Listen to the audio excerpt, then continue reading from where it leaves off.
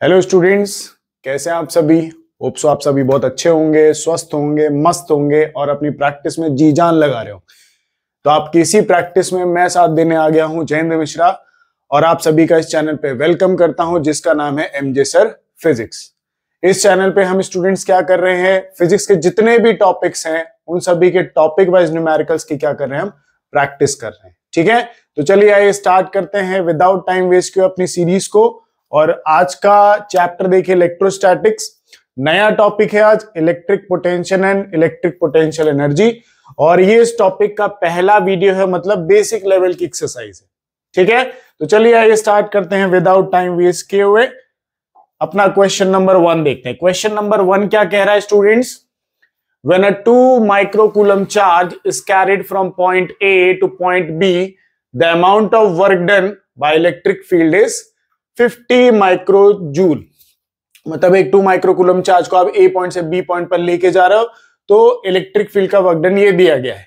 What is the potential difference between them? A और B के बीच में पोटेंशियल डिफरेंस हमें बताना है कि दो पॉइंट के बीच में पोटेंशियल डिफरेंस कितना है। And which is at a higher potential, कौन सा पॉइंट हायर पोटेंशियल पे है ये भी हमें पता करना है। तो चलिए आइए देखते हैं कैसे क्या होगा ये सॉल्व। तो आपने फॉर्मूला पढ़ा होगा delta V is equal to work done upon charge, यही पोटेंशियल का बेसिक फॉर्मूला होता है। तो यहां से डेल्टा V हम क्या लिखेंगे, VA माइनस VB, यही देख लेते हैं, VA minus VB is equal to W, work done कितना है 50 माइक्रोजूल, तो जूल में कन्वर्ट करेंगे तो 50 इंटू 10 रेज़ टू पावर कितना हो गया -6, डिवाइडेड बाय चार्ज माइक्रोकूलम में है, इसको भी कूलम में कन्वर्ट करेंगे, तो जब भी कूलम में कन्वर्ट करते हैं तो 2 इंटू 10 रेज़ टू पावर -6 हो गया। ठीक है, माइक्रो से ऐसा यूनिट में लेके आना है तो 10 रेज़ टू पावर -6 से मल्टीप्लाई करते हैं। अब यहां पे देखिए ये दोनों एक दूसरे से क्या हो गए, कैंसिल। 2 से 50 कितने टाइम्स में गया, 25 टाइम्स में, तो VA माइनस VB का वैल्यू कितना आ गया, 25 वोल्ट। इतना पोटेंशियल डिफरेंस इन दोनों पॉइंट्स के बीच में है।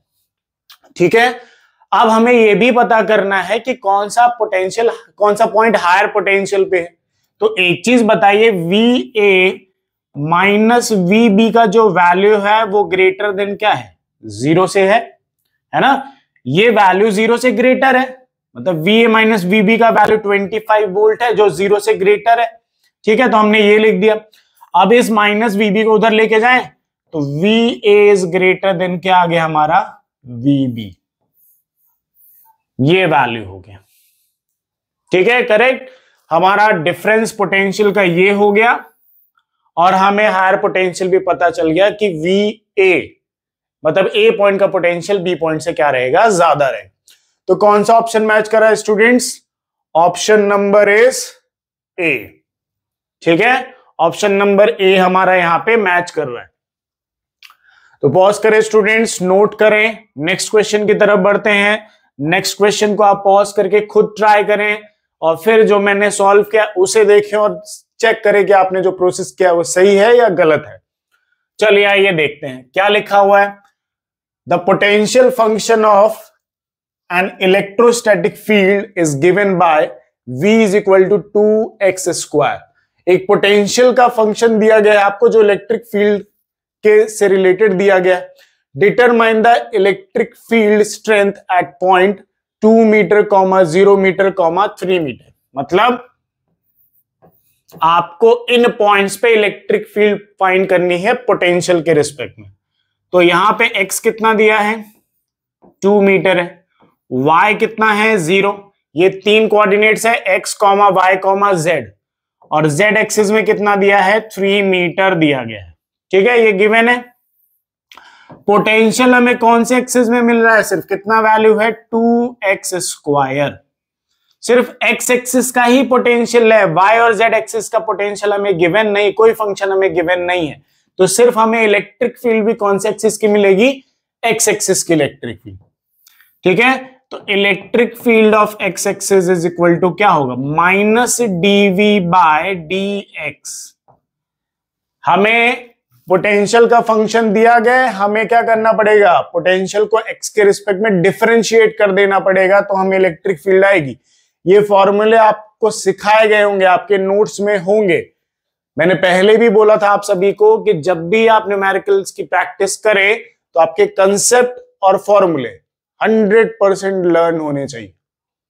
लर्न होंगे तो न्यूमेरिकल्स में कोई दिक्कत किसी को नहीं आती है। जिसके कंसेप्ट और न्यूमेरिकल्स कंसेप्ट और फॉर्मूला में ही दिक्कत है, उसको न्यूमेरिकल्स में हमेशा दिक्कत रहती। और फिजिक्स स्टार्टिंग से लेके एंड तक, जब तक एग्जाम नहीं हो जाता है तब तक परेशान करता है, और एग्जाम के बाद सिर्फ क्या रह जाता है कि यार हमने फिजिक्स नहीं की थी ढंग से। और फिजिक्स नहीं करने का रोल ही यही है, पॉइंट ही यही है कि आपका कंसेप्ट और फॉर्मूले लर्न नहीं होते, इसलिए न्यूमेरिकल्स नहीं होते।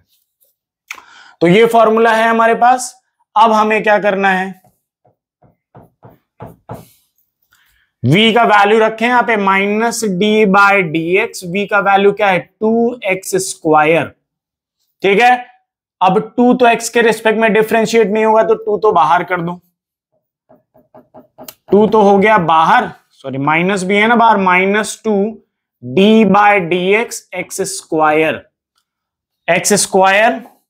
अब x की पावर n का फॉर्मूला क्या होता है स्टूडेंट्स, x की पावर n का फॉर्मूला सबको पता है, nxn-1 डिफरेंशिएशन में यही फॉर्मूला यूज करते हैं। तो यहां पे देखिए x एक्सिस की electric field -2 in bracket 2x2 -1 यही होगा। ठीक है, x की पावर n कितना था 2, तो 2x2 -1। तो electric field of x axis -2 × 2 कितना हो गया, -4 x की पावर 1 है ना, -2 × 2 -4 और 2 - 1 इज 1। लिखना है तो लिख सकते हैं, नहीं लिखना है तो मत लिखें, कोई दिक्कत नहीं। तो ये हमारे पास इलेक्ट्रिक फील्ड की इक्वेशन आ गई एक्स एक्सिस की। बट हमें पता करना है कितने मीटर पे, 2 मीटर पे। तो x का वैल्यू यहां पे क्या रखेंगे हम, 2। तो x का वैल्यू जब यहां पे रखेंगे तो इलेक्ट्रिक फील्ड क्या आएगी, -4 × 2 is equal to -8 Newton per coulomb. ये इलेक्ट्रिक फील्ड आ गई, बट मैग्नीट्यूड है। अगर वेक्टर फॉर्म में लिखना है तो ये ऐसे लिख सकते हैं, -8 न्यूटन पर कूलम आई कैप, ये लिख सकते हैं, या फिर यूनिट बाद में लिख दें और आई कैप को पहले लिख दो। तो ये हमारे पास वैल्यूज आ गए। ठीक है, तो किससे मैच करा है स्टूडेंट्स हमारा आंसर, ऑप्शन नंबर कौन सा है, ऑप्शन नंबर सी हमारा यहां पे मैच कर रहा है, -8 आई कैप न्यूटन पर कूलम। ठीक है, यहां से मैग्नीट्यूड निकाल लिया, पहले डिफरेंशिएशन किया एक्स के रिस्पेक्ट में। ध्यान रखना है, जिस भी एक्सिस के रिस्पेक्ट में पोटेंशियल दिया है उसी एक्सिस के रिस्पेक्ट में डिफरेंशिएशन करना पड़ेगा, है ना। वाई और जेड के रिस्पेक्ट में नहीं कर सकते, क्योंकि सिखाया गया होगा बेसिक मैथ्स में कि जो भी फंक्शन गिवन है वो उसी फंक्शन के रिस्पेक्ट में डिफरेंशिएट या इंटीग्रेट हो सकता है। ठीक है, तो पॉज करें स्टूडेंट्स, नोट करें। हम बढ़ते हैं अपने नेक्स्ट क्वेश्चन की तरफ। क्वेश्चन नंबर 3 देखें क्या लिखा है यहां पे। क्वेश्चन नंबर 3 देखें, in a uniform electric field strength दी गई है 10 newton per coulomb as shown in the figure, find VA minus VB and VB minus VA। ये आपको सिनेरियो दिया है कि यहां पे इलेक्ट्रिक फील्ड का डायरेक्शन ये है, एक यूनिफॉर्म इलेक्ट्रिक फील्ड है जिसमें से E का वैल्यू आपको कितना दिया गया है, 10 न्यूटन पर कूलम। अब बोला गया है कि पोटेंशियल डिफरेंसेस आपको फाइंड करने हैं, VA माइनस VB और VB माइनस VC। तो एक चीज आप स्टूडेंट ने सभी ने सीखी होगी कि इलेक्ट्रिक फील्ड की डायरेक्शन में जाने से पोटेंशियल हमेशा क्या होता है, डिक्रीज होता है। तो जितना आप इलेक्ट्रिक फील्ड की डायरेक्शन में आगे जाएंगे उतना इलेक्ट्रिक फील्ड का वैल्यू पोटेंशियल का वैल्यू कम होता जाएगा। ठीक है, ये चीज शॉर्ट ट्रिक में आपको सिखाई जाती है। तो यहां पे देखिए इलेक्ट्रिक फील्ड की डायरेक्शन में चल रहे हैं, तो पहले पॉइंट क्या है B, फिर थोड़ा और आगे गए तो A, फिर थोड़ा और आगे गए तो C। ठीक है, यूनिफॉर्म इलेक्ट्रिक फील्ड है, तो इस फील्ड में आप आगे जाइए तो पहले क्या मिला B, फिर उसके बाद और आगे गए तो A, फिर उसके बाद और आगे गए तो C, मतलब यहां पे पोटेंशियल B का सबसे ज्यादा होगा। फिर थोड़ा और आगे गए तो इलेक्ट्रिक फील्ड के डायरेक्शन में आगे गए तो अब A का पोटेंशियल होगा बट B से कम होगा। फिर उसके बाद सबसे कम किसका होगा? C पॉइंट का। जितना आप इलेक्ट्रिक फील्ड की डायरेक्शन में जा रहे हैं उतना पोटेंशियल क्या होता जा रहा है? कम होता जा रहा है। ठीक है, तो अब यहां पे आते हैं अपन, हमें VA माइनस VB फाइंड करना है। मतलब VB तो हायर पोटेंशियल है और VA क्या है? Lower potential. अब यहां पे लोअर माइनस हायर करेंगे तो लोअर माइनस हायर करेंगे तो वैल्यू क्या आएगा? निगेटिव आएगा ना। वैल्यू क्या आएगा? पहली चीज ये पता चली, वैल्यू इज निगेटिव, क्योंकि B पोटेंशियल हायर पोटेंशियल है, मतलब 10 वोल्ट मान लेते हैं और A मान लेते हैं 5 वोल्ट। तो 5 में से 10 माइनस करेंगे, 5 में से 10 माइनस करेंगे तो -5 आएगा। वैल्यू किस में आएगा? निगेटिव में। ठीक है, तो ध्यान रखना इस बात का। अब वैल्यू निकालने का formula, delta V is equal to minus negative ना E इंटू में डेल्टा R और साथ में आता है cos theta. Cos theta angle between electric field and separation between 2 points, ये रहा। ठीक है, अब यहां पे डेल्टा V, VA माइनस क्या रखेंगे? VB is equal to minus E का वैल्यू कितना दिया स्टूडेंट्स? 10, तो यहां पे 10। R कितना दिया है B और A के बीच में? सेपरेशन कितना है? 2 metre, multiply 2 multiply cos theta कितने डिग्री है? इलेक्ट्रिक फील्ड ये है और सेपरेशन ये है। इलेक्ट्रिक फील्ड ये है और सेपरेशन ये है और ये इक्विलैटरल ट्रायंगल है, तो यहां पे कितने डिग्री होगा? 60 डिग्री। तो कितने डिग्री रह गया? 60 डिग्री। तो यहां पे -10 इंटू 2 और cos 60 डिग्री का वैल्यू कितना होता है? 1/2। 2 से 2 क्या कर दिया हमने? कैंसिल। तो आंसर कितना आ गया? -10 वोल्ट। ये आ गया पोटेंशियल -10 वोल्ट। ठीक है, तो ये पहले का आंसर हो गया। अब दूसरे में आ जाते हैं। दूसरे में VB माइनस VC, तो चेक करें, देखें तो देखें VB हायर पोटेंशियल और VC क्या है? Lower potential. मतलब जो वैल्यू आएगा वो रहेगा पॉजिटिव।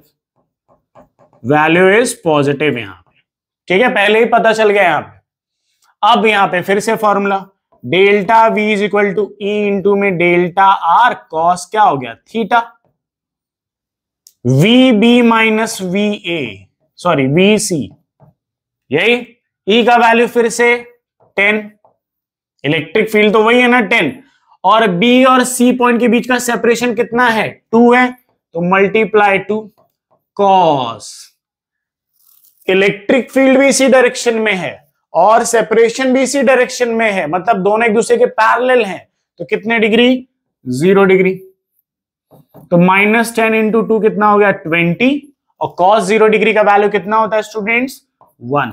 तो कितना आ गया? 20 वोल्ट आ गया इसका आंसर। तो दोनों आंसर हो गए। पहले वाले में lower potential to minus higher potential था, इसलिए वैल्यू निगेटिव में। दूसरे वाले में higher potential minus lower potential, तो यहां पे प्लस में वैल्यू। ठीक है, तो कौन सा ऑप्शन मैच कर रहा है? -10 और +20। ऑप्शन नंबर बी हमारा यहां पे मैच कर रहा है। पॉज करें स्टूडेंट्स, नोट करें। हम बढ़ते हैं अपने नेक्स्ट क्वेश्चन की तरफ, क्वेश्चन नंबर 4 की तरफ। ठीक है, तो यहां देखें क्वेश्चन नंबर 4 क्या लिखा है? Calculate the electric potential at the centre of square shown in the figure. एक स्क्वायर आपको दिया गया है जिसके चारों कॉर्नर पे आपको चार्जेस दिख रहे हैं। Q1 है -10, Q2 भी -10, Q3 5 और Q4 5। ये दोनों प्लस में, ये दोनों माइनस में। और स्क्वायर की साइड कितनी दी गई? 0.10 मीटर, 0.10 मीटर। और इसके सेंटर पे हमें क्या फाइंड करना है? Electric potential. ठीक है, तो स्टूडेंट्स पोटेंशियल का फॉर्मूला होता क्या है? V is equal to KQ/R, यही फॉर्मूला होता है ना। अब एक चीज बताइए, सारे चार्जेस के वैल्यू आपको गिवन है। यहां मान लेता हूं मैं सेंटर, ठीक है। तो सेंटर से सभी का सेपरेशन क्या होगा, सभी का सेपरेशन एकदम बराबर है ना, सबसे सेंटर का सेपरेशन क्या होगा, बराबर होगा। तो हम यहां पे अगर नेट पोटेंशियल फाइंड करें वी नेट, तो क्या लिखेंगे, चार चार्जेस है ना, V1 plus V2 plus V3 plus V4, ये लिखेंगे, ठीक है। तो वी नेट क्या लिखेंगे फिर आगे, के पहला charge Q1 by R, R सभी का सेम है और K तो होता है कांस्टेंट, प्लस K दूसरा चार्ज Q2, सेपरेशन वही R सेम है, प्लस K Q3, चार चेंज हो गया, सेपरेशन अभी भी वही है, K Q4 सेपरेशन हो गया R, ठीक है, क्लियर। वी नेट क्या कॉमन आ रहा है सभी में से, K by R, K by R, K by R सभी में से कॉमन आ रहा है, तो K बाय R को हमने कॉमन ले लिया, in bracket Q1 plus Q2 plus Q3 plus Q4 हो गया। अब हमें K का वैल्यू पता होता है कि K का वैल्यू 9 इंटू 10⁹ होता है, सारे चार्जेस का वैल्यू दिया गया, हमें क्या चाहिए, R चाहिए। तो ध्यान रखिए एक शॉर्ट ट्रिक है, शॉर्ट ट्रिक सभी को सिखाया जाता है वैसे, कि अगर दो वेक्टर्स का वैल्यू सेम है, A और A ले लिया, मान ली R ले लिया, चलिए स्क्वायर की सभी साइड सेम है ना, ये वाली अगर 0.10 मीटर है, ये वाली भी 0.10 मीटर है, मतलब दोनों वैल्यू हमने R ले लिया, सेम है। दो वेक्टर्स के बीच में अगर कितने डिग्री हो, 90 डिग्री हो, 90 डिग्री, तो ये जो इसके सेंटर से ये जो रिजल्टेंट निकलता है यहां से, ये रिजल्टेंट क्या लेते हैं, R√2, R√2, मतलब जो भी वैल्यू होगा यहां पे उसका √2 से क्या कर देना है आपको, सिंपली मल्टीप्लाई कर देना। समझ में आया। अगर दो वेक्टर्स हैं, दोनों वेक्टर्स का वैल्यू सेम है और 90 डिग्री हो दोनों के बीच में, तो जो रिजल्टेंट मतलब ये जो बनता है, वो आप कोई भी एक वैल्यू ले लो और उसका √2 से क्या करो, मल्टीप्लाई कर दो, वैल्यू आ गया। मतलब मैं अगर इसकी पूरे की बात करूं, ये एक वेक्टर और ये एक वेक्टर, तो ये जो आपको यहां दिख रहा है ये डायगोनल, ये क्या होगा, ये मान लेते हैं A है, ये जो डायगोनल ये पूरा दिख रहा है ये D, ये D मान लेते हैं, D डायगोनल कितना होगा 0.10√2, ये हो गया है ना, ये पूरी डायगोनल कितनी 0.10 इंटू में √2 हो गया, ठीक है, क्लियर बात। बट हमें आधा ही चाहिए, आधा का ही वैल्यू चाहिए, पूरे का वैल्यू थोड़ी चाहिए, आधे का सेंटर किस में होगा, हाफ में ही होगा, तो हाफ मतलब 2 से इसको क्या करो, डिवाइड कर दो, तो R आ जाएगा हमारा। R कितना आएगा 0.10, √2 से 2 कितनी बार में, √2 टाइम्स, तो ये वैल्यू आ गया हमारा, है ना। मतलब सभी जो चार्जेस हैं वो सभी चार्जेस का सेंटर से सेपरेशन कितना होगा 0.10 बाय √2, इधर भी 0.10 डिवाइडेड बाय √2, 0.10 डिवाइडेड बाय √2 और इधर भी 0.10 डिवाइडेड बाय √2, सबका सेपरेशन उतना ही होगा। समझ में आई ये बात। अब यहां पे वैल्यूज रखने का काम करना है हमें, ठीक है, वैल्यू सिर्फ रखने का काम करना है और सॉल्व करना है, आंसर आ जाएगा।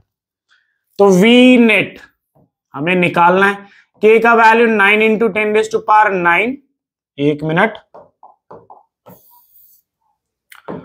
V net 9 into 10⁹ divided by R का वैल्यू कितना 0.10 डिवाइडेड बाय √2 इंटू में Q1 का वैल्यू कितना है -10 माइक्रोकूलम, ठीक है, फिर Q2 का वैल्यू भी -10 माइक्रोकूलम, Q3 का वैल्यू 5 माइक्रोकूलम और +5 माइक्रोकूलम।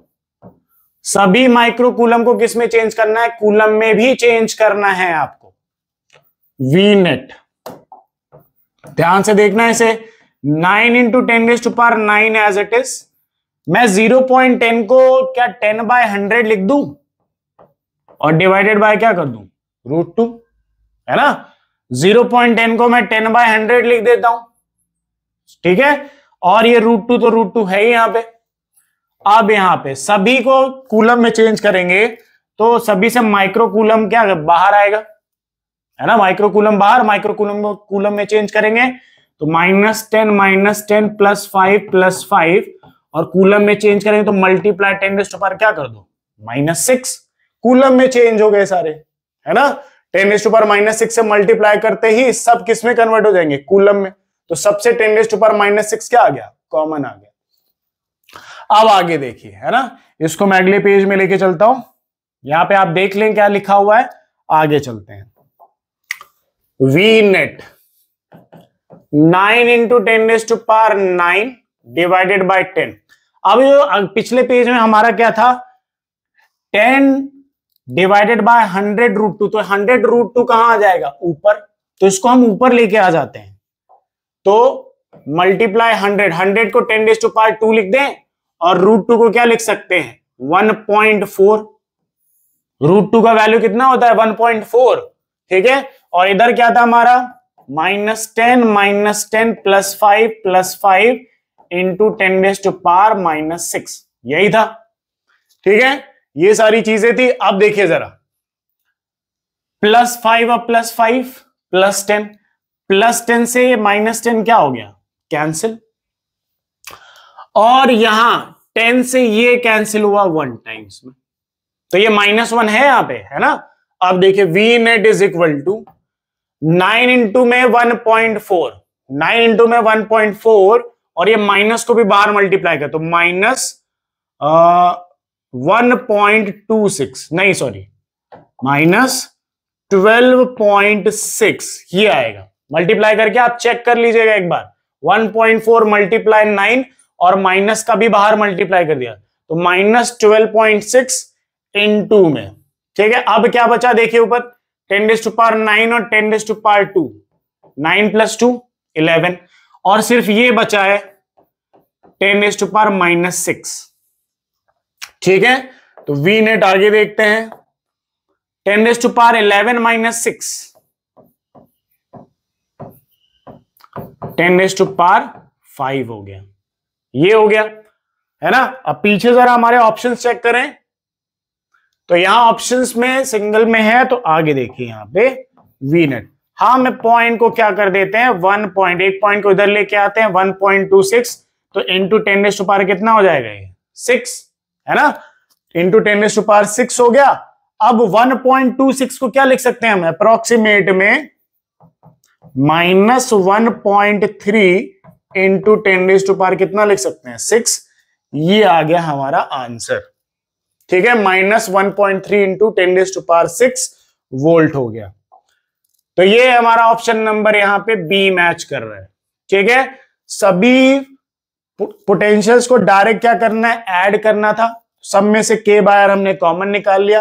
फिर इधर r की कहानी हमने देखी कि दो वेक्टर अगर सेम है, दोनों के बीच में 90 डिग्री है, तो किसी भी का एक वेक्टर का मैग्नीट्यूड लेके √2 से मल्टीप्लाई कर देना है। तो ये डायगोनल मिल गया हमें, है ना।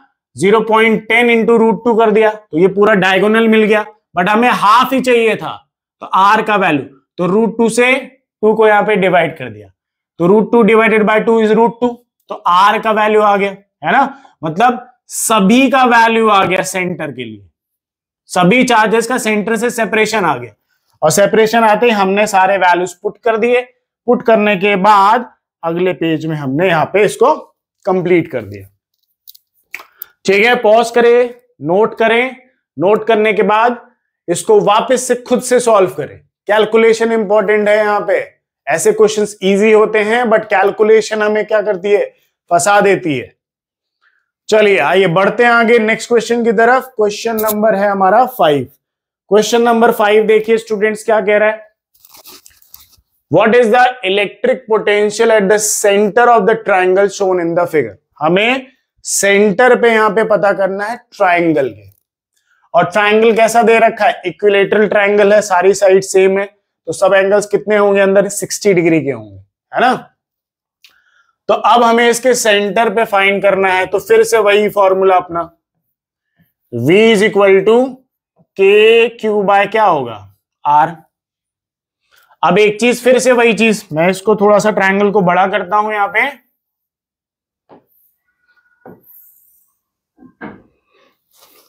ध्यान से देखिए, सभी चार्जेस का सेंटर से फिर से डिस्टेंस क्या होगा, सेम होगा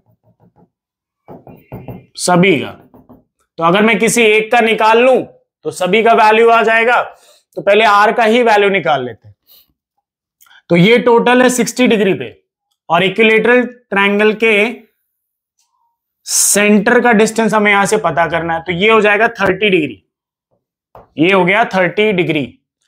और मैं अगर इसको राइट एंगल ट्रायंगल ऐसे बना दूं, तो ये राइट एंगल ट्रायंगल हमारा दिख रहा है आपको, ये तो हमें ये आर मतलब ये हाइपोटेनियस फाइंड करना है, ये आर है ना, तो इस ट्रायंगल का हाइपोटेनियस अगर हम फाइंड कर ले तो हमारे पास क्या आ जाएगा, ये आर का वैल्यू आ जाएगा।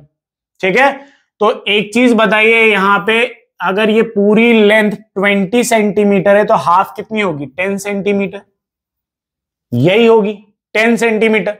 तो अब हमें देखिए हाइप कॉस थीटा का फॉर्मूला यहां पे यूज करेंगे, cos theta is equal to होता है बेस अपॉन हाइपोटेनियस। ठीक है, तो हाइपोटेनियस इज इक्वल टू क्या हो जाएगा, बेस अपॉन कॉस थीटा। ठीक है, और हाइपोटेनियस हमें फाइंड करना है क्योंकि हाइपोटेनियस हमारा सेपरेशन है। तो हाइपोटेनियस बेस कितना दिख रहा है आपको इस 90 डिग्री ट्रायंगल का, 10 सेंटीमीटर, तो 10 डिवाइडेड बाय, ठीक है, कॉस कितने degree, 30 degree, cos 30 degree, cos 30 degree का वैल्यू √3/2, 2 कहां ले जाओ ऊपर, √3/, थीटा की जगह 30 डिग्री, कॉस 30 डिग्री का वैल्यू √3/2, √3/2, 2 कहां गया ऊपर, तो हाइपोटेनियस 20 डिवाइडेड बाय कितना आ गया, √3, ठीक है, सेंटीमीटर में, ये आ गया। तो ये है हमारा आर आ गया, सारे वैल्यूज आ जाएंगे। चलिए वी नेट हमें फाइंड करना है, फिर से वही V1 plus V2 plus V3। V1 कितना, K Q1 by R plus K Q2 by R plus K Q3 by कितना हो गया, R हो गया। ठीक है स्टूडेंट्स, अब यहां से कॉमन क्या आया, K बाय R कॉमन, तो Q1 plus Q2 plus Q3। ठीक है, सेम वैसे ही दिख रहा है क्वेश्चन, है ना।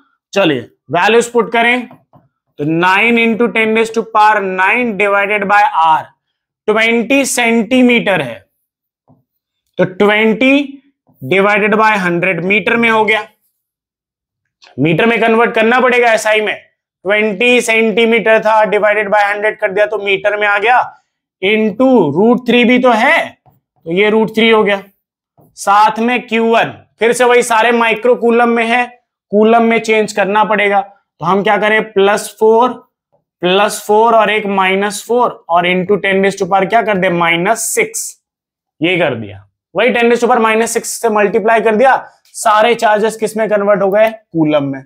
अब देखिए इसको आगे लिखें, 9 इंटू 10⁻⁹, ये 100 ऊपर, 100 और √3 कहां जाएगा ऊपर, तो 100 को क्या लिख दे 10⁻², और √3 का वैल्यू क्या हो जाएगा स्टूडेंट्स, 1.732 होता है, तो 1.732 डिवाइडेड बाय इधर 20। अब यहां पे देखिए एक +4 है एक -4 हो गए कैंसिल, तो मल्टीप्लाई 4 इंटू 10⁻⁻6, ठीक है, 4 से ये कैंसिल हुआ 5 टाइम्स में, 4 5 20। अब यहां पे देखिए 9 इंटू में 1.732, 9 इंटू में 1.732 करेंगे आप, तो ऑलमोस्ट आएगा 15.588 डिवाइडेड बाय क्या हो गया 5, ये 5 है, इंटू में 10⁻⁹ 9 + 2 इज 11, और 11 यहां पे -6 भी है, तो 11 - 6 इज 5, है ना, ये सब मल्टीप्लाई में है ऊपर, तो 10⁻⁹ 9 + 2 इज 11, 11 - 6 इज 5। अब 5 से जरा इसको डिवाइड करिए, 5 से इसको डिवाइड करेंगे तो 3.117 इंटू 10⁵ आएगा। तो इसको अप्रोक्सीमेट में यहां पे लिख सकते हैं 3.117 इंटू 10⁵ है, तो इसको 3.1 लिखे रहने देते हैं ऐसे ही, है ना। तो अपना आंसर कौन सा मैच कर रहा है यहां पे? ऑप्शन नंबर सी यहां पे हमारा मैच कर रहा है। ठीक है, पॉज करें स्टूडेंट्स, नोट करें। यहां पे सबसे इंपॉर्टेंट था ये आर फाइंड करना। अगर हमने आर फाइंड कर लिया तो सारे वैल्यूज हमारे पास ऑटोमेटिक हैं। कैलकुलेशन यहां पे थोड़ा सा ध्यान रख के करनी है। कई बार क्या होता है, हमने सेंटीमीटर इग्नोर कर दिया, होता है गलतियां, मेरे से भी होती थी, आपसे भी होंगी। अगर आप ध्यान से प्रैक्टिस नहीं करेंगे, तो क्वेश्चंस को ढंग से रीड नहीं करेंगे तो। चलिए पॉज कर लिया, नोट कर लिया, हम आगे बढ़ते हैं अपने नेक्स्ट क्वेश्चन की तरफ। क्वेश्चन नंबर 6 क्या लिखा है? लंबा चौड़ा क्वेश्चन दिख रहा है बट क्वेश्चन में कुछ भी नहीं है। क्वेश्चन ढंग से पढ़ना है, इतना बड़ा क्वेश्चन ही है सिर्फ। क्या लिखा है देखें, figure A B shows the field line of positive and negative charge. तो ध्यान दिया होगा आपने भी अपने पढ़ते टाइम कि पॉजिटिव चार्ज की electric field away from the charge होती है और नेगेटिव चार्ज की electric field towards the charge होती है। ये तो हमने पढ़ा ही है।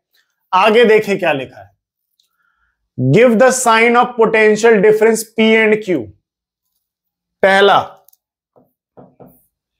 हमसे पूछा है, give the sign of potential difference VP minus V Q.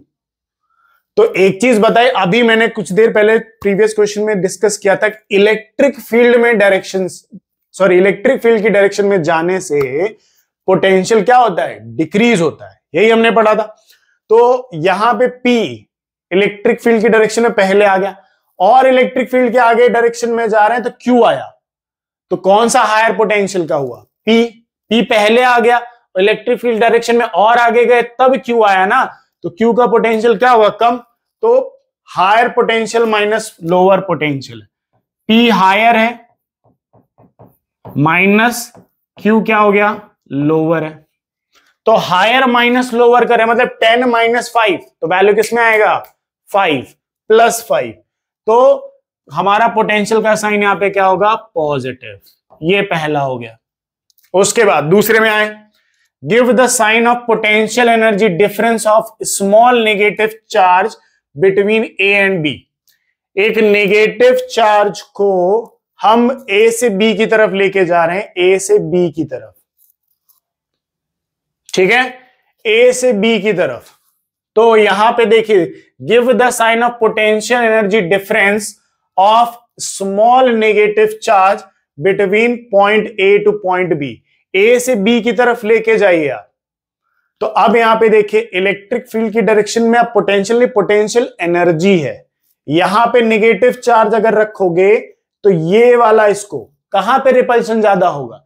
एक चीज यहां पे ध्यान रखिए कि पोटेंशियल एनर्जी जो होती है वो फोर्स ऑफ अट्रैक्शन और रिपल्शन पे डिपेंड करती है।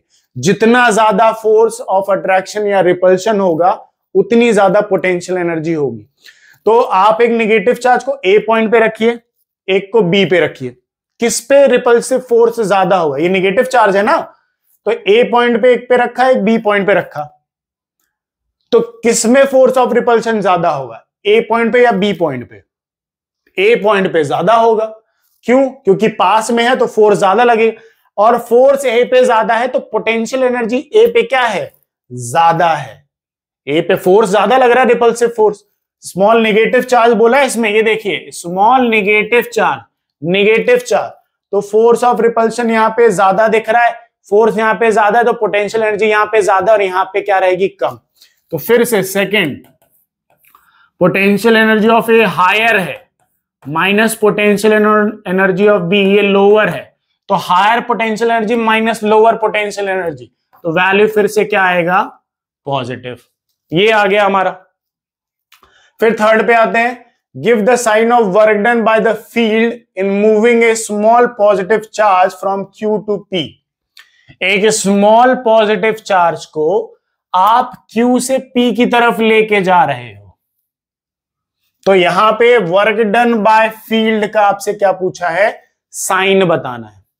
तो एक चीज बताइए, एक पॉजिटिव चार्ज को मैं थ्योरेटिकल बेसिस पे ही आपको कॉन्सेप्चुअल ही समझा रहा हूं, कॉन्सेप्चुअल ही ज्यादा समझ में आना चाहिए। आप एक पॉजिटिव चार्ज को इधर लेके जा रहे हो इलेक्ट्रिक फील्ड के अपोजिट डायरेक्शन में, तो ये तो सुना ही होगा कि इलेक्ट्रिक फील्ड के अपोजिट डायरेक्शन में जाने से वर्क डन क्या होता है, नेगेटिव होता है। आप चार्ज को इधर लेके जा रहे, इलेक्ट्रिक फील्ड का डायरेक्शन इधर है, आप पॉजिटिव चार्ज को पॉजिटिव चार्ज की तरफ लेके जा रहे हो इधर की तरफ, और इलेक्ट्रिक फील्ड उस पॉजिटिव चार्ज को रिपेल करना चाहती है। ये पॉजिटिव सोर्स चार्ज, ये यूनिट पॉजिटिव चार्ज। अब इस सोर्स पॉजिटिव चार्ज की इलेक्ट्रिक फील्ड कहां होगी, इधर की तरफ, और आप इस इलेक्ट्रिक फील्ड के अपोजिट डायरेक्शन में इसको ले जाना चाह रहे हो, आगे ले जाना चाह रहे हो, तो इलेक्ट्रिक फील्ड आपके फोर्स का क्या करेगी, अपोज करेगी। तो इलेक्ट्रिक फील्ड का वर्क डन यहां पे क्या होगा, निगेटिव होगा। आप तो यूनिट चार्ज को पॉजिटिव चार्ज की तरफ ले जाना चाहते हो ना, आगे ले जाना चाहते हो, बट फील्ड उसको कहां भेजना चाहती है, इधर की तरफ। तो यहां पे निगेटिव वर्क डन आएगा। ठीक है, इलेक्ट्रिक फील्ड के फोर्स का वर्क डन यहां पे क्या होगा, निगेटिव होगा। आप इलेक्ट्रिक फील्ड के अपोजिट डायरेक्शन में ले जाना चाहते हो, इलेक्ट्रिक फील्ड की डायरेक्शन में लेके जाते तो पॉजिटिव होता, और इलेक्ट्रिक फील्ड के अपोजिट डायरेक्शन में क्या होता है, नेगेटिव। अगला देखें, give the sign of work done by external agency. External agency मतलब हमारे बारे में बात हो रही, in moving a small negative charge from B to A, मतलब हम एक नेगेटिव चार्ज को बी टू ए ले जाना चाहते हैं। किधर ले जाना चाहते हैं, बी टू ए की तरफ, मतलब इलेक्ट्रिक फील्ड की डायरेक्शन में ही ले जा रहे हैं हम, बी टू ए की तरफ ले जाना चाह रहे हैं, और इलेक्ट्रिक फील्ड का डायरेक्शन भी बी टू ए की तरफ ही है। तो इलेक्ट्रिक फील्ड की डायरेक्शन में ले जाने से वर्क डन क्या होता है, पॉजिटिव होता है। तो फोर्थ क्या रहेगा यहां पे, पॉजिटिव।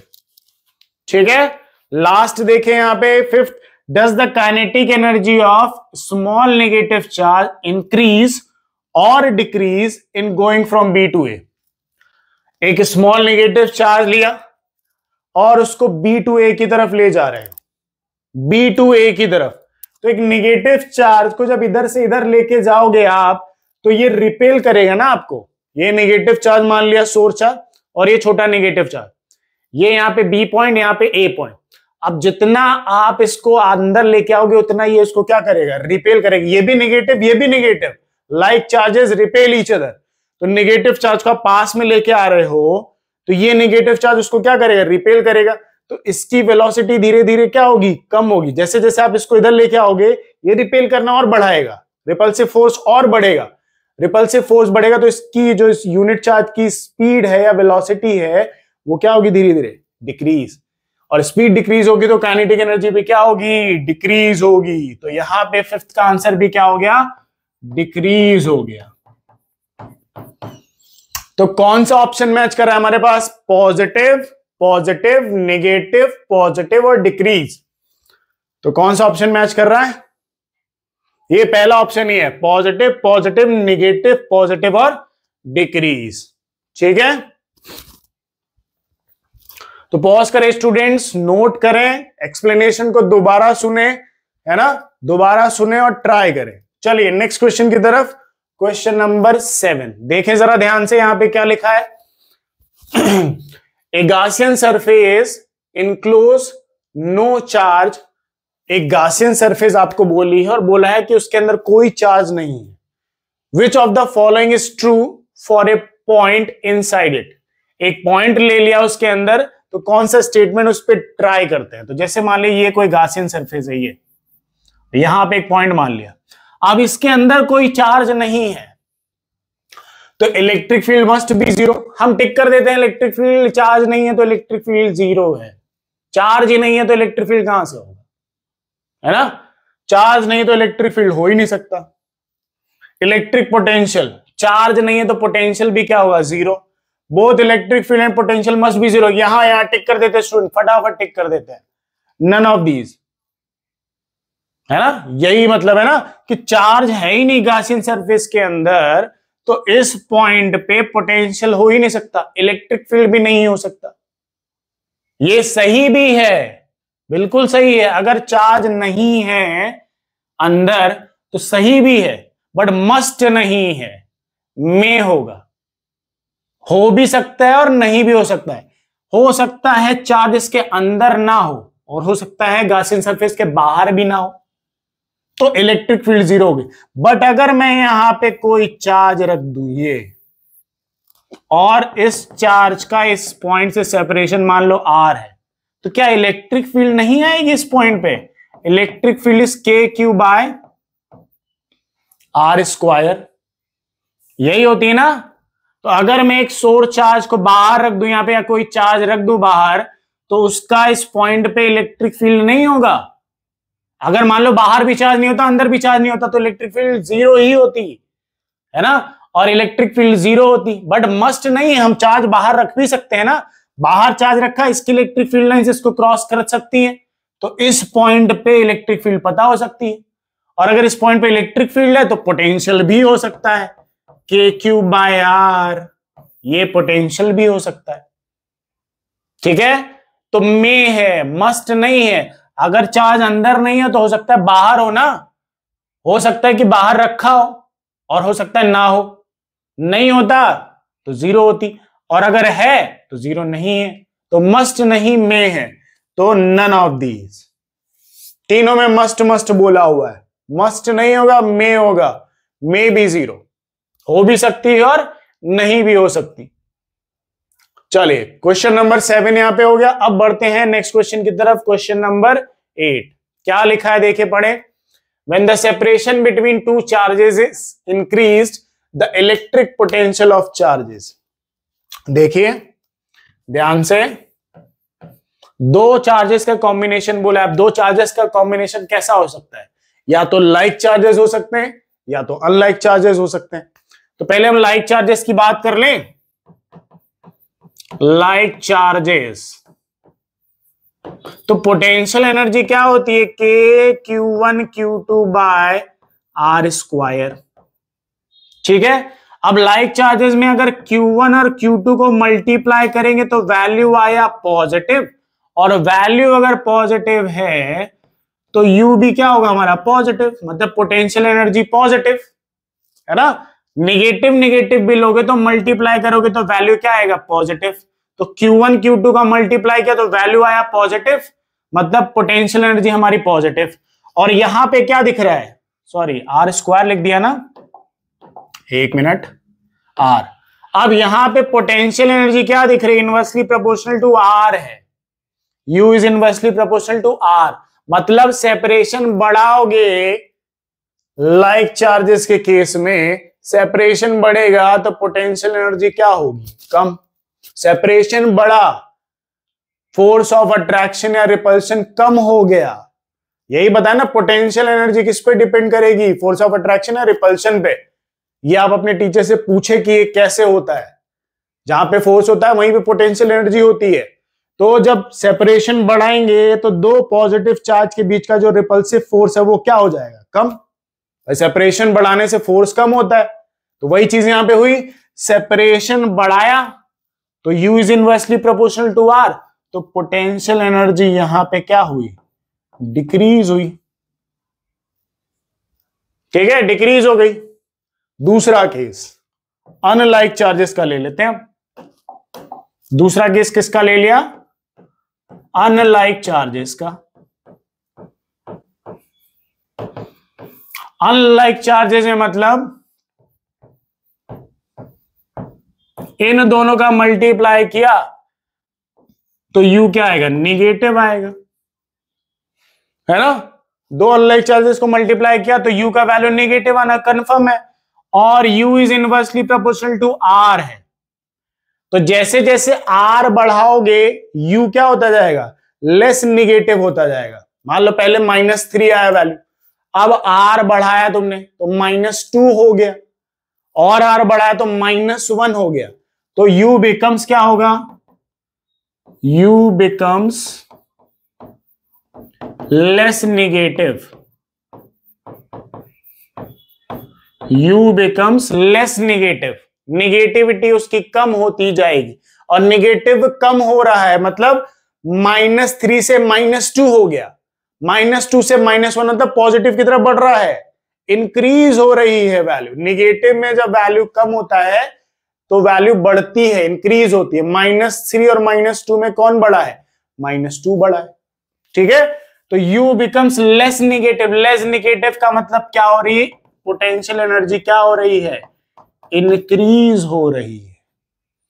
Potential energy increase. इधर क्या हो रही थी? डिक्रीज, और इधर क्या हो रही है? इंक्रीज हो रही है। लाइक चार्जेस में डिक्रीज होगी, बट अनलाइक चार्जेस में क्या होगी? लेस निगेटिव, मतलब इंक्रीज होती जाएगी। तो ना इंक्रीज है ना डिक्रीज है ना रिमेन सेम है, मे इंक्रीज और डिक्रीज। हो सकता है डिक्रीज हो रही हो अगर कंडीशन लाइक चार्जेस की दी है, हो सकता है इंक्रीज हो रही हो अगर कंडीशन अनलाइक चार्जेस की दी हो। तो मे इंक्रीज और डिक्रीज है। ठीक है स्टूडेंट्स, पॉज करें, नोट करें इसे भी। हम बढ़ते हैं नेक्स्ट क्वेश्चन की तरफ। Question number 9। क्वेश्चन नंबर 9 पढ़ें जरा, क्वेश्चन को पॉज करके एक बार ट्राई करें कि यहां पे क्या क्या चीजें हो सकती हैं। देखिए क्या लिखा है, a ring of radius R carries a charge plus Q. एक रिंग है, उसका चार्ज रेडियस दिया, चार्ज दिया है। A test charge minus Q naught is released on its axis at a distance √3r। Release कर रहे हैं मतलब इनिशियल वेलोसिटी को 0 मान लेते हैं। रिलीज करते हैं, जब भी कोई चीज यहां से रिलीज करूंगा मैं तो उसकी इनिशियल वेलोसिटी क्या लेते हैं? 0। कहां से, कितनी डिस्टेंस से रिलीज कर रहे हैं? उसके एक्सिस पे √3r से। From its centre, how much kinetic energy will be acquired by the test charge when it reaches the centre of the ring. जब वो, देखो डायग्राम से ही बनाता हूं, देखिए डायग्राम से समझ में आएगा।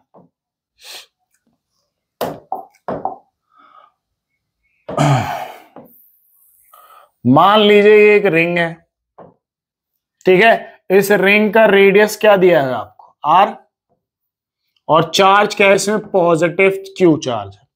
अब इसी के एक्सिस पे मान लीजिए x is equal to √3r distance पे एक निगेटिव चार्ज रख दिया। क्या लिखा है? टेस्ट चार्ज -q0 रखा है। अब एक चीज बताइए, ये पॉजिटिव ये निगेटिव, जैसे ही मैं इसको रिलीज करूंगा, छोड़ूंगा, फ्री करूंगा, ये इसकी तरफ अट्रैक्ट होगी। अट्रैक्ट होने के बाद जैसे जैसे ये यहां पे आएगी तो इसकी वेलोसिटी बढ़ेगी, स्पीड बढ़ेगी। स्पीड बढ़ेगी तो काइनेटिक एनर्जी बढ़ेगी। तो आपसे यहां पे पूछा है कि इसकी फाइनल काइनेटिक एनर्जी क्या होगी? इनिशियली तो क्या है? 0 है। क्यों है? क्योंकि आपने इसको होल्ड करके रखा और रिलीज नहीं किया है।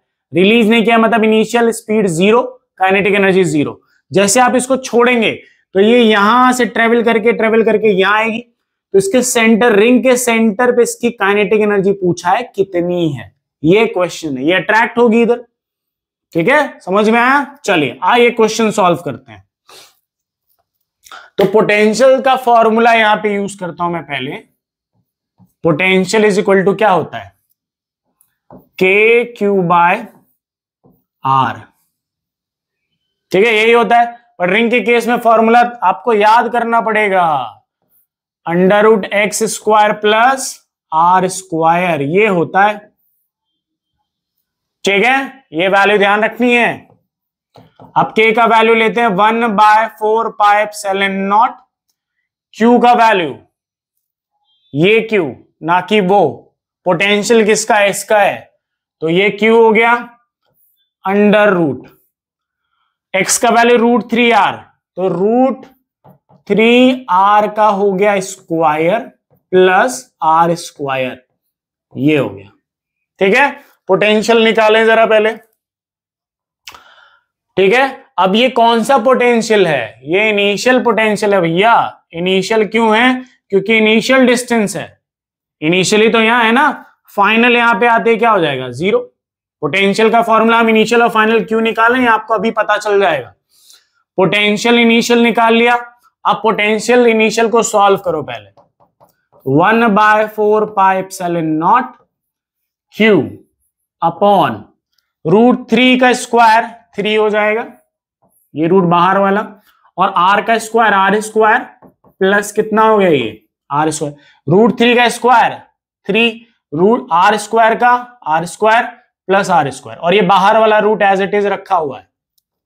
अब आगे देखिए v इनिशियल, तो v initial is equal to 1/4πε0 q by under root 3r square plus are square कितना हो गया 4r स्क्वायर हो गया। ठीक है, v इनिशियल कितना यहां पे 1/4πε0 q बाय 4 का स्क्वायर रूट कितना होता है 2 और r स्क्वायर का r हो गया। ठीक है, r स्क्वायर रूट स्क्वायर से क्या हो गया cancel. v initial is equal to 2 × 4, तो q बाय 8πε0 इंटू में क्या हो गया ये r, ये इनिशियल वैल्यू हो गया क्योंकि x इनिशियल था हमारे पास, x इनिशियल कितना है यहाँ पे √3r, और फाइनली ये चार्ज जब सेंटर पे आ रहा है तभी पूछ रहा है, तो x फाइनल क्या लोगे 0। तो जरा फाइनल पोटेंशियल भी निकाल लें, तो final potential 1/4πε0 q by under root X square plus r का स्क्वायर, यही फॉर्मूला। अब इसमें x का वैल्यू कौन सा रखेंगे फाइनल वाला, फाइनल वैल्यू कितना है 0, तो v final is equal to 1/4πε0 q by under root 0 का स्क्वायर प्लस r का स्क्वायर। ठीक है, x फाइनल कितना रख दिया 0, फाइनल पोटेंशियल हमें फाइंड करना था, 0 का स्क्वायर 0, 0 प्लस r स्क्वायर, तो v फाइनल कितना 1/4πε0 q by under root r का स्क्वायर, स्क्वायर लगा हुआ है तो r कहां आ जाएगा बाहर, तो v फाइनल कितना आ गया स्टूडेंट्स q बाय 4πε0 r, है ना, ये r भी, तो ये हमारे पास v फाइनल आ गया, v फाइनल और v इनिशियल आ गया। अब देखिए आगे क्या करना है, potential energy of test charge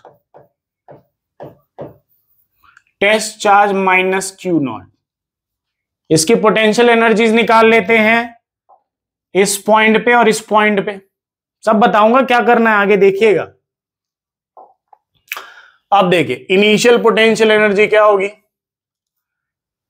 Q into में Q0 माइनस Q था ना, K Q1 Q2 bye are square यही होती है ना, तो Q1 Q2 ये हो गया, K का वैल्यू अभी हमने लिखा 1/4πε0, तो वो चीज यहां पे आपको दिख गई 1/4πε0 पहले। तो इनिशियल पोटेंशियल एनर्जी यहां पे 1 मिनट आपको लिख ही देता हूं मैं पूरा ही, 1 मिनट, ये माइनस Q0 इंटू में V ये रखना होता है, तो initial potential energy minus Q initial वाला ही है, माइनस Q0 V इनिशियल कितना है हमारे पास, ये देखिए जरा, ये रहा इनिशियल Q बाय 8πε0 r, तो यहां पे U initial is minus Q0 Q into में 8πε0 कितना हो गया ये R हो गया। उसी तरीके से U फाइनल कितना होगा माइनस Q0 इंटू में V फाइनल, तो U final is equal to minus Q0 Q into में 4πε0 इंटू में R, ये चीज हो गई। ठीक है, U फाइनल और U इनिशियल आ गया। चेंज इन पोटेंशियल एनर्जी निकाल लें हम, U final minus U initial करें, तो U final minus U final कितना है, ये रहा minus Q0 Q upon 4πε0 into में R, माइनस और ये भी माइनस, माइनस माइनस क्या हो गया प्लस Q0 Q इंटू में 4 नहीं 8 है ना, 8πε0 इंटू में क्या हो गया R हो गया। U final minus U initial का वैल्यू यहां पे डेल्टा U, दोनों का एलसीएम करेंगे तो क्या आएगा, ये आएगा, है ना, तो 8πε0 इंटू में R, इससे इसको डिवाइड किया तो कितना है 2 से ऊपर मल्टीप्लाई करो तो -2 Q0 प्लस इससे इसको डिवाइड किया है 1 आएगा, 1 से ऊपर मल्टीप्लाई करो तो क्यू नॉट आ गया। ठीक है, अब ऊपर सॉल्व करो तो delta u is equal to -2 + 1 -1, तो -Q not divided by 8 pi epsilon not into में आर। ये आ गई पोटेंशियल एनर्जी चेंज। कितना चेंज आया पोटेंशियल एनर्जी में, वो है ये। ठीक है, तो यहां पे पोटेंशियल एनर्जी का चेंज आ गया। अब देखिए आगे, पोटेंशियल एनर्जी के चेंज के बाद apply conservation of energy. Conservation of energy, conservation of energy क्या कहता है? Kinetic energy change plus potential energy change is equal to 0, है ना। और चेंज इन काइनेटिक एनर्जी क्या होती है? काइनेटिक एनर्जी इनिशियल, है ना, या फिर kinetic energy final minus kinetic energy initial, और इज इक्वल टू, अगर मैं इसको उधर भेज दूं तो माइनस डेल्टा यू हो जाएगा। और मैंने आपको पीछे क्या बताया था कि इस चार्ज को यहां पे होल्ड करके रखा गया, तो इनिशियल स्पीड कितनी? 0। तो इनिशियल स्पीड अगर 0 तो काइनेटिक एनर्जी इनिशियल क्या हो जाएगी? 0। Therefore kinetic energy final is equal to क्या आ गया? Minus delta u. यही हमें पता करनी थी। अब डेल्टा यू का वैल्यू ये रहा, तो माइनस माइनस क्या हो गया? प्लस। तो kinetic energy final is equal to Q not upon 8 pi epsilon not into में क्या आ गया? आर आ गया। ठीक है, माइनस और माइनस हो गए कैंसिल, और ये रहा वैल्यू काइनेटिक एनर्जी फाइनल का। तो चलिए मैच करें यहां पे, है ना। तो कौन सा ऑप्शन मैच कर रहा है देख लीजिए यहां पे। 1/4 पाई एप्सिलॉन नॉट, इसको के बना देते हैं काइनेटिक एनर्जी फाइनल। के का value 1/4 pi epsilon not Q not upon 2r, यही होगा ना। 2 × 4 कितना होगा? 8। तो अभी यहां पे काइनेटिक एनर्जी फाइनल क्या लिख सकते हैं? के क्यू नॉट बाय 2r, है ना। अब यहां पे मैच करते हैं पीछे जाके, कौन सा ऑप्शन मैच कर रहा है? ऑप्शन नंबर हमारा बी यहां पे मैच कर रहा है। ठीक है, तो पॉज करें स्टूडेंट्स, नोट करें इसे। लेंदी क्वेश्चन था थोड़ा सा, बट समझने वाले क्वेश्चंस है। ऐसे क्वेश्चंस ही सॉल्व करेंगे तभी फिजिक्स स्ट्रांग होगी, पर इनके लिए कंसेप्ट और फॉर्मूले टनाटन होने चाहिए। चलिए आइए बढ़ते हैं नेक्स्ट क्वेश्चन की तरफ। आप नोट कर लीजिएगा, क्वेश्चन नंबर 10 क्या लिखा है? A uniform electric field having strength E is existing in XY plane. एक इलेक्ट्रिक फील्ड है जो कौन से प्लेन में है? XY प्लेन में है। As shown in the figure, आपको दिख रहा है ये x एक्सिस और ये y एक्सिस, तो x और y प्लेन में है, दिख रही है ये। Find the potential difference between origin O and A। यहां पे A होगा, ठीक है, A पॉइंट है वहां पे ऊपर। D, D, 0 कोऑर्डिनेट्स भी दे रखे हैं। ठीक है, तो अपने को एक चीज पता है कि इलेक्ट्रिक फील्ड यहां पे 2 जगह पे है, 2 एक्सिस में है, x एक्सिस और y एक्सिस दोनों में ही है। तो यहां पे इलेक्ट्रिक फील्ड को क्या लिखेंगे? Net electric field EXI cap plus EY J cap, है ना। वैल्यूज रख दें जरा यहां पे। तो इलेक्ट्रिक फील्ड की स्ट्रेंथ E दे रखी है, ठीक है। तो E और यहां पे एंगल कितना दिया हुआ है? थीटा। तो x एक्सिस की electric field E cos theta I cap plus y axis की इलेक्ट्रिक फील्ड ऊपर है तो E sin थीटा, और ये क्या हो गया? J cap. ये इलेक्ट्रिक फील्ड हो गई अपनी। और आपको OA वेक्टर क्या दे रखा है? अगर ये OA वेक्टर की बात की जाए तो ये x एक्सिस में और y एक्सिस में कितना दूर है? x एक्सिस में कितने डिस्टेंस d और y एक्सिस में कितना ऊपर है? d, है ना। तो यहां पे क्या लिखोगे? di cap plus dj cap, है ना। ये जो कोऑर्डिनेट आपको यहां पे दिख रखा है, सॉरी ये पॉइंट दिख रखा है, ये वेक्टर दे रखा है O to A, ये x एक्सिस में कितना आ गया? d, और y एक्सिस में कितना ऊपर है d, तो डी आई कैप और डी जे कैप कर दिया। अब फॉर्मूला क्या कहता है, delta v is equal to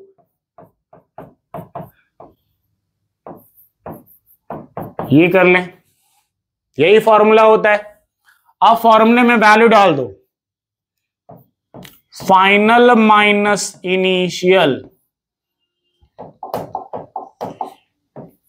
initial ओ का है इज इक्वल टू, ये माइनस तो बाहर जो पहले से बता रखा है, क्यों, इलेक्ट्रिक फील्ड की डायरेक्शन में पोटेंशियल क्या होता है, डिक्रीज होता है, इसीलिए माइनस लगा हुआ है। अब यहां पे देखिए और चीज, ई का वैल्यू कितना है, ये रहा, ये वैल्यू ई कॉस थीटा, ठीक है, आई कैप प्लस ई साइन थीटा जे कैप डॉट ये वाला वैल्यू, इसका वैल्यू यहां पे D i cap plus D j cap, ठीक है। अब सॉल्व करें तो माइनस का मल्टीप्लाई जरा अंदर करें, तो ये प्लस वाली चीज माइनस और ये माइनस वाली चीज प्लस,